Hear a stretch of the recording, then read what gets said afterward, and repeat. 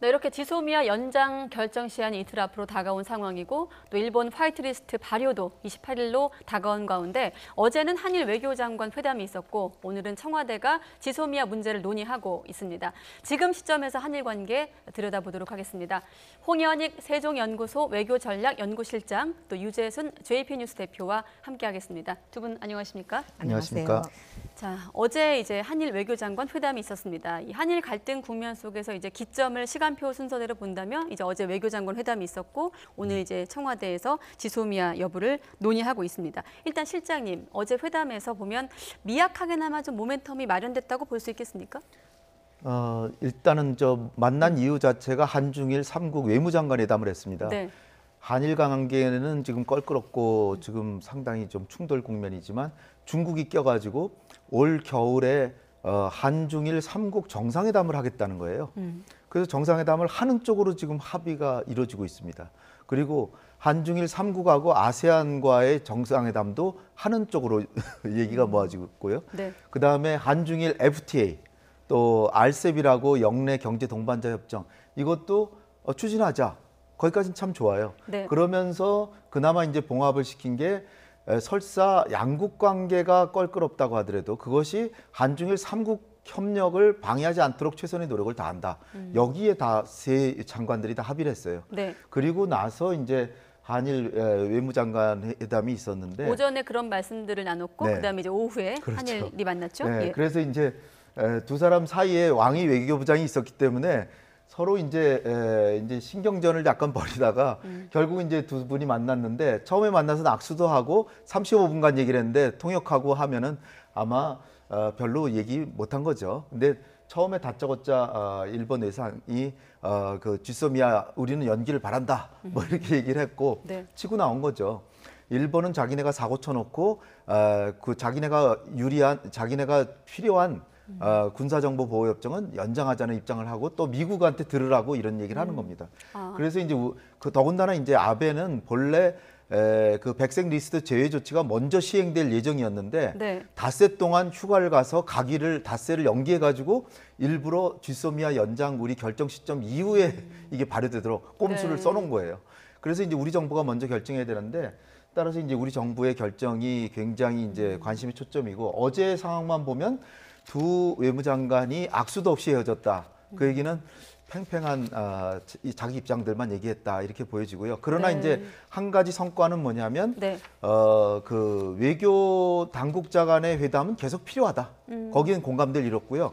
그러나 지금 일본의 대한국 보복 조치는 주로 경제산업성과 아베 총리실과 이 경제산업성이라고 그랬죠. 네. 여기 두 부서에서 하기 때문에 비교적 외무장관은 고노 장관은 대화하자는 쪽인 것 같고 상대적으로. 네, 네. 상대적으로. 예. 그래서 지금 우리가 낙관하기는 어렵다 이렇게 봅니다. 그러니까 회담에서 평행성은 지속했지만 대화 필요성에 공감하는 정도로 네. 어제 회담은 좀 평가하신다는 말씀이었는데 앞서 실장님께서 미국 보라고 네. 지소미아를 거론했다는 표현을 쓰시기도 했거든요. 네. 일본 내에선 이 지소미아 문제 어떻게 바라보고 있습니까?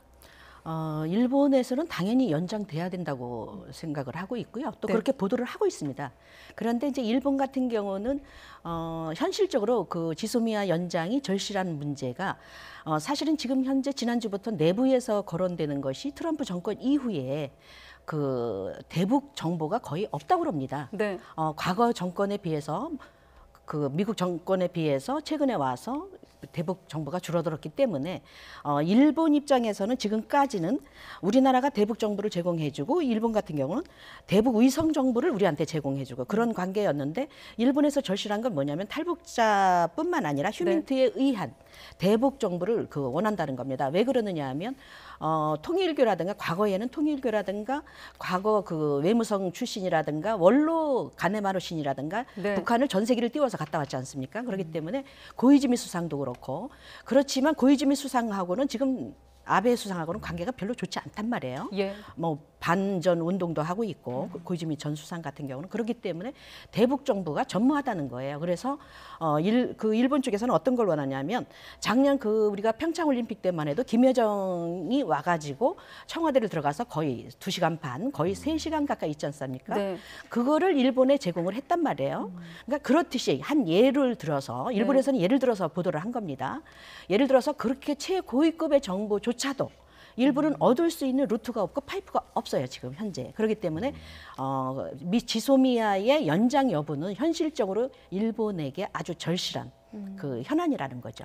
조금 더 쉬운 표현으로 쓰자면 일본이 좀 아쉬운 대목이다. 그렇죠. 지소미아, 네, 지소미아 현실적으로. 파기 여부는 일본에게 좀 아쉬운 대목이다. 마침 또 김현종 차장과 비건 대표가 만난 자리에서도 지소미아가 거론이 됐습니다. 이런 얘기가 나왔어요. 김현종 차장, 국익에 합치하도록 판단을 잘해서 결정할 것이다. 이런 표현을 썼는데 국익이라고 하면 어떤 부분들을 좀 논의할까요? 논의를 했다기보다요. 우리가 네. 우리끼리 판단하는데 국익의 관점에서 최대한 한국의 국익을 증진하는 방향으로 하겠다는 건데 요거 협정 자체만을 보면 네. 사실 이게 대부분 미사일 공격이나 우주 정보 이런 것을 우리가 이제 좀 보조적으로 일본에 좀 받는 것이고 예.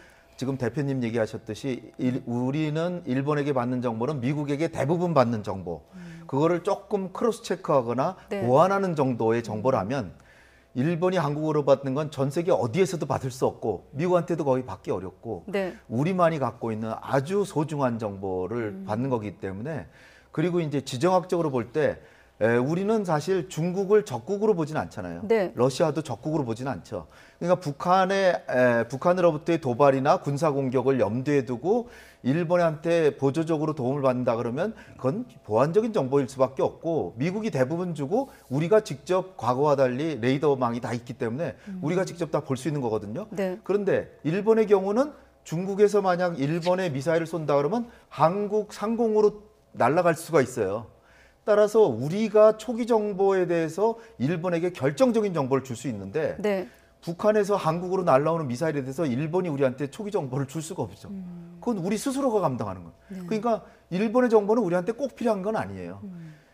한미 동맹을 아주 강조하고 네. 한미일 안보 공조도 무지무지하게 중요하다라고 말씀하시는 분들은 일본이 주는 정보가 무지무지하게 소중하다 그러는데 네. 그거는 잘못된 겁니다. 우리가 일본에 주는 정보에 비하면 일본이 우리에게 주는 정보는 아주 보완적인 것이기 때문에 우리가 한일 정보보호 협정에 대해서는 어디까지나 카드를 쓸 수 있는데 문제는 어디에 있냐면 네. 한국의 국익이라는 게 한미 동맹은 반드시 지켜야 되잖아요.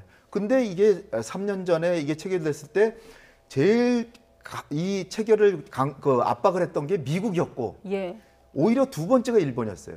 일본보다도 미국이 더 강조를 했는데 그 이유는 다름이 아니라 중국이나 러시아하고 세계적인 경쟁 관계에 있는 미국의 입장에서는 사드를 한국에 배치하고 그 사드를 통해서 중국이나 러시아가 그 미국의 미사일을 만약 쏜다 그럴 때 초기 정보를 정확하게 파악할 수 있는 레이더망이 필요한 겁니다. 네. 그래서 사드를 배치하고 거기에 레이더망이 있고 일본에 2개가 있고 그래서 그 세 지점에서 각각 위치를 파악하면 X, Y, Z의 좌표가 나와서 우주에서의 위치를 정확하게 파악할 수 있는 거예요. 그런데 지금까지는 한미일 삼국이 약정만 체결돼 있는데 이건 의무가 아닙니다. 네. 그래서 협정을 체결하도록 했는데 한미 간의 협정이 있지만 또 미일 간에도 있지만 한일 간이 여기에 막혀 있는 거예요. 네. 따라서 이거를 협정을 맺어라 라고 미국이 해서 한미일 간의 원활한 레이더망 정보소통의 장을 마련하고 사드가 원활하게 하는데 그것은 결국 중국이나 러시아를 견제하기엔 미국의 세계 전략에 기여하는 것입니다. 그런데 우리가 뻔히 이것을 알고 있지만 대한민국의 국익보다 미국의 국익에 이게 상당히 작동하는 것이지만 만약에 우리가 이거를 네. 3년 전에 체결 안 하는 건 우리 자유였지만 지금 있는 협정을 다시 연장 안 한다 그러면 미국이 굉장히 싫어하겠죠. 따라서 한미 동맹을 고려하는 것이 우리의 국익입니다. 그렇다면 한미일 공조라는 전체적인 관점에서 지금 아마 청와대 NSC 회의도 상임위원회도 그런 거를 좀 고려해가면서 토론이 이루어질 것으로 예상이 될까요? 그럼요. 미국만 없으면 네. 당연히 이거는 파기가 될 텐데. 그럼 혹시 우리가 그 회의 현장을 한번 가정해 본다면 어떤 토론에 있어서 어떤 게 좀 쟁점이 될까요? 그러니까 일단은 이제 군사적으로 우리가 얻는 부분이 아까 우리가 처음에 논의했던 네. 것처럼 효용이 뭐냐. 국방부 장관은 좀 효용이 있다는 거 아니에요. 당연히 있죠. 이 정보라는 게 조금이라도 더 많으면 상호 교차 체크가 이게 검토가 가능하고 하니까 더 좋지만 네. 반드시 있어야 되는 정보를 얻는 건 아닌데 일본에게는 우리가 소중한 걸 주는데 거기에 대한 반대급부 없이 그냥 우리는 막 주는 겁니다. 그래서 더군다나 일본이 지금 우리에게 파기 명분을 준 게 한국은 안보 부분에서도 신뢰할 수가 없는 네. 나라다라고 했는데 이게 군사 2급 정보 이게 아주 극비 정보 1급은 아니지만 아주 네. 최상위에 준하는 정보기 때문에 이거를 우리를 안 믿는 나라라 그러는데 어떻게 줍니까 사실. 결국 어불성설이 돼버렸잖아요. 그러니까 네. 우리가 당연히 파기할 권리가 있는 건데 단지 NSC에서 그랬을 때 미국이 과연 어떻게 나올까. 그리고 어저께 한일 외무장관회담 할 때도 일본은 이건 연장했으면 좋겠다고 계속 얘기하잖아요. 그거는 우리는 연장하고 싶은데 한국이 파기한 거다. 그래서 한국한테 한미 관계를 악화시키는 거를 우리에게 빌미를 좀 제공하고 싶었던 그걸로 의도가 압박하는 거죠. 있었군요. 한국을. 그렇군요. 조금 정리해 보면 이렇게 우리 정부가 청와대 NSC 상임위원회에서 이 문제를 거론하게 된 이유, 지소미아 연장 여부를 고심하게 된 이유는 바로 일본의 수출 규제 조치에 대한 대응 때문이 아닐까 싶은데, 자 대표님 지금 네. 시점에서 일본에서도 조금 뭐 민간 단체도 움직이고 지난번에도 네. 말씀하셨지만 좀 뭐 그런 반 아베 정권에 대한 어떤 그런 정서가 목까지 차올랐다 이런 표현을 네, 쓰시기도 그렇죠. 하셨거든요. 다방면 전 네. 분야에서. 지금 현재 일본 내 분위기 다시 한번 좀 여론을 좀 짚어주시죠. 그렇죠. 지금 일부 언론에서도 보도가 됐지만 네. 처음에는 일본 정부, 즉 아베 정부죠. 아베 정부 간에 그리고 경제 산업성이죠. 그 경제 분야에 치우쳤던 일들이 지금은 전방위적으로 지금 퍼져 있잖아요. 네. 기업뿐만 아니라 일본 시민 그리고 그 현지에서 일하고 있는 뭐 당사자들, 피해자들죠. 관광지라든가 관광 명소라든가 그런 분들까지도 지금 불만을 노골적으로 토로하고 있고 또 아베 정부에 대해서 또 해결을 해달라고 요구를 하고 있기도 하고요. 그렇기 때문에 지난 8월 15일만 해도 신주쿠역 앞에서 반 아베 시위를 했거든요. 네. 그래서 한 200여 명 모여서 했고 또 거기에 대응해서 우익 성향의 또 헤이트 스피치라든가 이런 또 우익 단체들도 뭐 맞불을 놓긴 했는데 지금 일본 분위기는 전체적인 분위기는 네. 이대로는 자멸이다. 한일 공조 자멸이고 그리고 무엇보다도 아베 정부가 일본 국민들한테 굉장히 인기가 없었고 그렇기 때문에 우리가 전략적으로 맞아떨어진 것이 노 재팬에서 노 아베로 나갔잖아요. 네. 그 부분이 일본 언론들한테도 굉장히 어필이 됐고 또 일부에서는 노 재팬이든 노 아베든 관계가 없다. 개인으로 안 보고 국가로 본다 그러는데 전혀 그렇지는 않고요. 네. 일본 국민들 또 특히 시민단체들도 노 아베이기 때문에 국가를 일본을 부인하는 건 아니지 않느냐. 그렇기 때문에 아베 정부가 나쁜 왜곡된 정책만 바꾸면 한일 관계는 평화스럽게 될 수가 있다라고 지금 요구를 하고 있는 상황입니다. 네, 일본 내 분위기를 한번 짚어봤고요. 네. 우리가 그 일본 한일 관련해서 최근에 어떤 일지를 정리해 놓은 게 있는데 그게 있으면 좀 준비되면 화면에 보여주시고요. 자, 실장님 이 부분은 어떻습니까? 지소미아 관련해서 협정이 연장 결정이 나오더라도 뭐 당분간 정보 교환을 중지해서 뭐 지금도 그건 가능하다고 지난번에 말씀하셨거든요. 그런 식으로 좀 협정의 실효성을 약화시키는 좀 방안도 거론되고 있는데 그 대목은 어떻게 보세요? 우리가 만약에 연장을 안 한다 그러면 네. 한미 관계는 굉장히 좀 껄끄러워질 테고 그 다음에 더 이상 이제 쥐소미하는 카드를 쓸 수가 없습니다. 그리고 한일 관계도 어떻게 보면 강경화 장관이 약간의 이제 외교의 대화의 틀을 이제 조금씩 문틈을 열어놨는데 네. 완전히 닫혀버리겠죠. 그런 상황에서 쥐소미아의 특징이 뭐냐면 일본이 정보를 달라 그래서 우리가 반드시 줘야 되는 의무가 있는 건 전혀 아닙니다. 네. 따라서 일단 연장을 해놓고 일본이 한국에 제재를 가하는 이상은 우리는 군사정보 교류협정에 대해서 이것을 성실히 이행할 의무에서는 좀 벗어났겠다. 그러니까 연장은 하되 유예하는 거죠. 네. 일본이 한국을 군사적으로 신뢰할 수 없다는데 그러면서 뻔뻔하게 군사정보를 달래는데 그걸 어떻게 줍니까? 우리 집에서 도둑질 해가는 사람한테 또 거기다 차비까지 줄 수는 없잖아요. 네, 지금 박사님 옆으로 마침 그 정보 교환 건수가 나가고 있는데 7번이 있었다고 하더라고요, 올해. 네. 근데 그 와중에도 수출 이 관련해서 한일 갈등 와중에도 3번 네. 8월 일본의 2일 날 요구가 이후에도. 있었다. 네. 이 부분은 어떻게 좀 해석할 수 있겠습니까? 그러니까 뻔뻔하면 그 자체죠. 그냥 우리에게 한국의 정말 생명줄, 경제 생명줄이라고 할 수 있는 반도체, LCD 소재 제일 핵심 부품 세 개를 규제를 해놓고 네. 그래서 한국 경제에 치명타를 가해놓고 자기네가 필요하다고 정보는 교환하자. 왜냐하면 북한이 지금 최근에 6번이나 그 단거리 발사체를 쐈잖아요. 근데 네. 동해 쪽으로 쐈는데 여기서 분명히 해야 될 게 그러면 우리가 일본한테 얻은 정보가 맞냐? 근데 번번이 일본이 먼저 교환하자 그런 거예요. 왜 네. 그럴까요? 북한이 발사체를 쏠 때 항상 우리가 먼저 합니다. 왜냐하면 지구는 둥글기 때문에 일본의 레이더가 발달했다고 그래도 수평선 이하 거는 보지 못하거든요. 그건 왜냐하면 일본은 아무래도 격리돼 있으니까 우리가 가까이 있으니까 먼저 보니까 이거 북한이 쐈대는데 처음에 몇 시 몇 분 몇 초에 쐈어. 일본이 먼저 물어보는 거죠.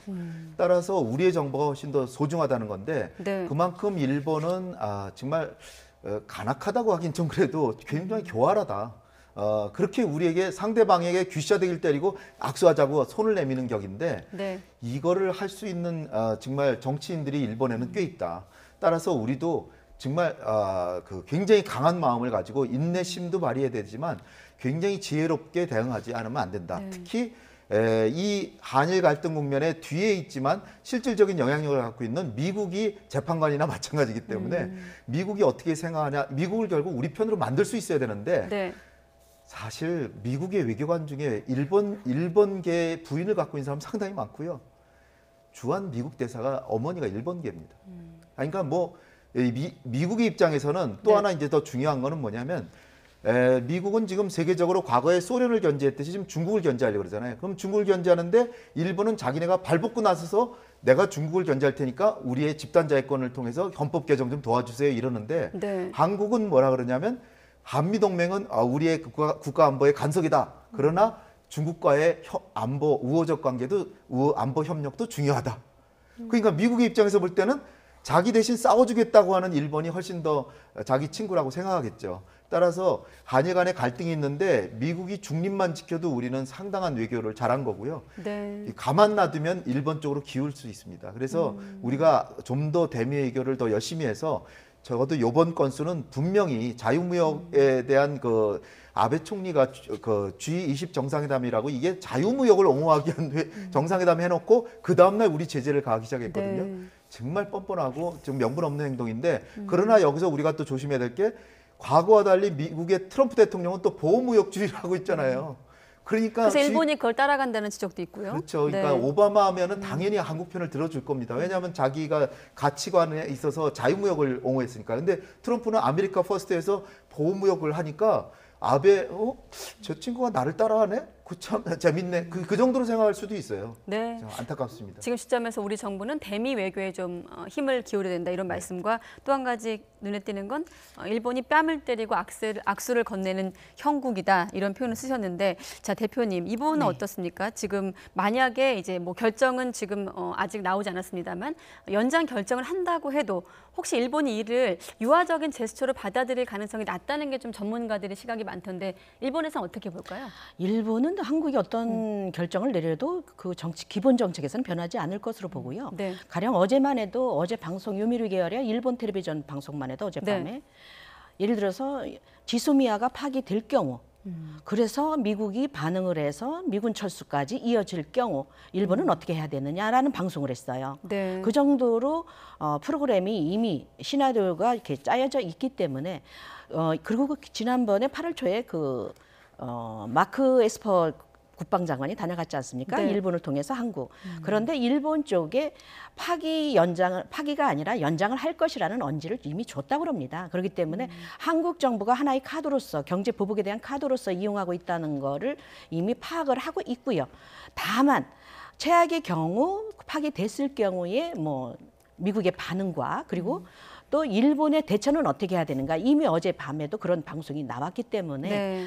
일본 같은 경우는 파기되든 연장되든 어차피 미국과 의논해서 공조를 해 나갈 것이기 때문에 네. 그렇지만 기본적으로는 기조는 연장된다라고 보고 있습니다. 그렇군요. 지금 마침 그 대표님 옆으로 지소미아 개념이 다시 한번 설명되고 있는데 실장님 다시 한번 좀 설명을 해주세요. 제가 듣기로는 이 지소미아 협정의 어떤 원칙이 철저하게 기브한 테이크, 상호주의 원칙에 입각한다고 들었거든요. 네. 저거는 뭐 서로 간의 군사 기밀을 공유해야만 한다가 아니라 네. 공유할 때 그 받은 정보를 다른 국가에 누설하지 않는다. 보호해야 된다, 정보를 그래서. 자기 기밀인 양 잘 보호해서 기밀이 양국 간에만 공유하지 다른 데까지 새나가지 않게 한다. 네. 그런 약속이고요. 그런데 이제 암묵적으로 북한에 대한 정보만 교류하기 때문에 이게 이제 우리가 그런 큰 국면으로 이렇게 생각해 볼 수 있습니다. 네. 사실 우리가 한일 합병 35년을 끝내고 광복을 맞았는데 네. 그 광복 이후 어느 정부도 북한은 아무리 우리가 이데올로기 다르고 경쟁하더라도 같은 네. 동포잖아요. 근데 북한을 대상으로 일본과 군사 기밀을 공유한다. 어느 정부도 한 적이 없는 겁니다. 네. 그런 상황에서 지소미아라고 하는 거는 서로 간의 기밀을 교환하는 길을 열어놓는 거죠. 네. 따라서 지금 아마 그 정부별로 정리해 놓은 것도 있을 거예요. 아마 네. 노태우 정부, 이명박 정부 때 어떤 논란이 있었는지 그거는 제가 정리했는데, 설명드릴게요. 네, 화면에 한번 과거에는 띄워주시죠. 우리가 예. 뭐 저 인공위성뿐 아니라 뭐 레이더나 뭐 네. 이런 그 대북 정보망이 몹시 우리가 부족했기 때문에 노태우 정부 때는 우리 정부가 쥐소미아를 체결하자고 했어요. 네. 그땐 일본이 거들떠도 안 받습니다. 자, 왜냐하면 자기네가 정보를 주는 게 훨씬 더 소중하니까. 네. 근데 2000년대 중반에 가면서 우리가 레이더망이나 이런 게 굉장히 보강이 되고 그런 상황에서 우리의 정보가 훨씬 더 소중해지니까 이제는 2010년쯤 되면 일본이 계속해서 이거 하자고 그런 거죠. 예. 그런데 2012년에 이명박 정부 때 체결을 하려고 이명박 정부는 상당히 친일적이었잖아요. 독도 방문해가지고 완전히 한일 관계를 파탄 상태로 만들었지만 그 전까지는 굉장히 친일적이었습니다. 네. 그래서 이 쥐소미아를 하려고 다 됐는데 이거는 절차상 법적인 하자가 있었어요. 예. 뭐냐면 국무회의를 통과하려면 국무위원들한테 하루 전에 다 통보를 해줘야 되고 차관급 회의를 거쳐야 되고 또 지금 2016년에도 안 했던 국회의 동의나 또는 국민들에 대한 청문회 같은 걸 해야 되는데 아무것도 안 한 거예요. 그래가지고 하루 전에 국민들한테 그 국무회의에서 임시 안건으로 그냥 갑자기 상정해가지고 통과시키고 그 다음날 체결한다는데 저 같은 사람이 엄청나게 반대를 하니까 그냥 전 국민이 일어났죠. 그러니까 일본한테 지금 국가적인 결례로 체결하기 1시간 전에 못하겠다라고 결례를 범했습니다. 네. 이명박 정부 때였어요. 2012년. 그러다가 2016년에는 이게 이제 다시 미국에서 사드를 운영하기 위해서 이제 적극적으로 이제 압박을 가하는데 네. 이게 이제 우리 정부도 2017년 1월이나 체결할 수 있다라고 생각을 했는데 이게 2+2 회담을 했어요. 한미 간의 국방 외교 장관 연석 네. 2+2 회담이라고 하는 미국이 아주 호주나 일본 같은 나라가만 하는 그 회담을 국방 외무장관 연석 회담을 하고 거기서 엄청난 압박을 넣어서 불과 한 달 만에 체결했습니다. 27일 만이었죠, 예, 정확히. 근데 앞서 지나갔습니다만 그때 당시가 11월 23일 2016년 네. 박근혜 전 대통령 탄핵을 앞둔 시점이었어요. 한 달 정도밖에 안 그렇다 남았어요. 보니 이른바 밀실 체결 논란도 있었고 당시 야당이었던 지금의 여당 정치인들이 이렇기 때문에 지금이라도 지금 일본의 국면과 관계없이 다시 한번 재고해야 되지 않느냐 이런 또 의견들도 나오고 있습니다. 그럼요. 어떻게 저는 보세요? 사실은 네. 우리가 지금 생각해야 될 게 뭐냐면 쥐소미아하고 사드 배치하고 이걸로 인해서 쥐소미아하고 사드 배치 이전에 한중 관계 생각해 보세요. 네. 얼마나 좋았습니까? 박근혜 대통령이 천안문 광장에서 푸틴 대통령하고 시진핑 주석하고 나란히 서가지고 악수하고 그러던 한중 관계였어요. 예. 근데 사드 배치하고 쥐소미아 해가지고 이게 연계돼서 작동에 돌아가니까 지금 시진핑 주석이 올해 서울에 온다고 하더니 말도 없잖아요 지금. 네. 굉장히 서먹서먹하고 한국 경제가 받은 엄청난 보복 이걸 생각해 보세요. 중국으로 받아. 그런데 이거를 쥐소미아를 그렇게 하라고 떠밀었던 미국이 중국에 대해서 왜 한국에 대해서 경제 보복하냐고 한마디 하는 거 들어보셨어요? 전 정말로 네. 이거 엄청난 대가를 치르고 있는 중입니다. 따라서 한미 동맹만 생각 안 하면 당연히 이거는 폐기돼야 되는데 네. 그러나 한미 동맹이 워낙 소중하니까 그래서 이거를 연장해 놓고 그러나 정보 교류가 의무는 아니기 때문에 만약에 일본이 계속해서 한국에 경제적인 제재 조치를 가한다면 네. 내년에는 우리 연장 안 한다 해서 계속 카드로 써야 되는 거죠. 네. 그만큼 이 한일 관계는 그 역사의 변곡점마다 정말 신중한 검토가 필요하지 않나 이런 생각이 드는데 자 지소미아 문제이기 때문에 저희가 좀 실장님한테 좀 집중적으로 네. 질문을 드렸는데 지금 어떻습니까? 지금 일본 내에서 시민단체나 뭐 지자체를 중심으로는 좀 변화가 있습니다만 아베 정권 그 어떻습니까? 지금 우경화로 지목되고 있는 아베 정권의 현재 흐름은 좀 크게 변화가 없는 건가요? 아베 정부는 현재 굉장히 당황한 상황이라고 그래요. 상태에 있다고 네. 그래요. 왜 그러느냐면 아까 좀 전에 말씀드렸다시피 기업들뿐만 아니라 뭐 일반 시민들까지 지금 지방자치제들까지 지금 들고 일어난 상황이잖아요. 네. 그리고 그걸 숨기기에 급급했고 그리고 아베 정부는 그뿐만 아니라 내년에 도쿄올림픽이 있단 말이에요. 그러니까 오늘만 해도 SNS상의 라인의 톱뉴스가 네. 내년 올림픽 문제였단 말이에요. 왜 그러냐면 오다이바의 수영 경기를 치러야 되는 게 네. 지금 화장실 냄새가 날 정도로 그래서 어제 같은 경우에는 각국의 선수들이 와서 임시로 연습을 하기로 했는데 그것조차도 냄새가 지독했기 때문에 중지를 했고 하다못해 고이케이리코 도지사마저도 옛날보다 더 깨끗해졌잖나라는 그런 실언을 해서 또 지금 난리가 났고요. 그렇기 일본 때문에 내에서? 그렇죠. 예. 그렇기 때문에 전반적으로 아베 정부가 한국에 대한 경제 보복 때문에 얻는 게 뭐고 또 잃는 게 뭐냐, 득실이 뭐냐라고 네. 그거에 지금 굉장히 그 공론이 분분하고요. 그렇기 때문에 아베 수상 입장에서는 적어도 9월 달에는 이제 개각을 할 예정입니다. 그래서 일단 아소타로 그 부총리 겸 재무성 장관이죠. 네. 대장성 장관을 일단 유임을 하기로 했고 또 스가 관방장관도 마찬가지지만 그 외에 다른 내각을 어떻게 내각 인사를 하느냐에 따라서 네. 대한 정책도 달라지지 않겠는가. 그래서 지금 자민당 내부에서는 촉각을 세우고 지금 아베 정부의 네. 지켜보고 있다고 마침 합니다. 아소다로의 모습도 화면에 그렇습니다. 잡혔네요. 자, 여기까지 두 분과 함께 이 문제 다뤄봤습니다. 오늘 고맙습니다. 고맙습니다. 감사합니다.